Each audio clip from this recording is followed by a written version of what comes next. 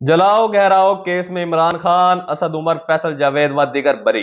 Judicial magistrate محمد شبیر نے عمران خان و دیگر کی بریت کی درخواستیں منظور کرنے کا فیصلہ کر لیا۔ عدالت کا کہنا ہے کہ مزید ٹرائل چلانا وقت کا ضیاع ہوگا۔ اسلام آباد کے ڈسٹرکٹ اینڈ سیشن کورٹ نے 9 مئی کو توڑ پھوڑ احتجاج کے مقدمہ میں بانی P T I Imran Khan, Asad Umar, Faisal Javed کو بری کر دیا۔ جوڈیشل مجسٹریٹ محمد شبیر نے عمران خان و دیگر کی بریت کی درخواستیں منظور کرنے کا فیصلہ کر لیا ہے۔ دوران سماعت وکلاء میں آمنہ علی سردار، مصروف خان اور محسن غفار عدالت میں پیش ہوئے۔ فیصلے کے مطابق ملزمان کی جانب سے A249 کے تحت الگ الگ بریت کی درخواستیں دائر کی گئی تھی۔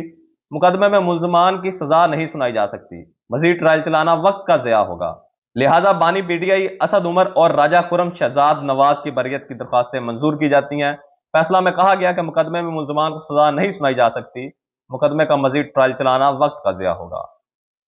یاد رہے کہ گزشتہ سال 9 مئی کو بانی P T I Imran Khan کی عدالت کے احاطہ میں گرفتاری کے بعد تحریک انصاف کے رہنماؤں و کارکنوں نے ملک گیر احتجاج کیا۔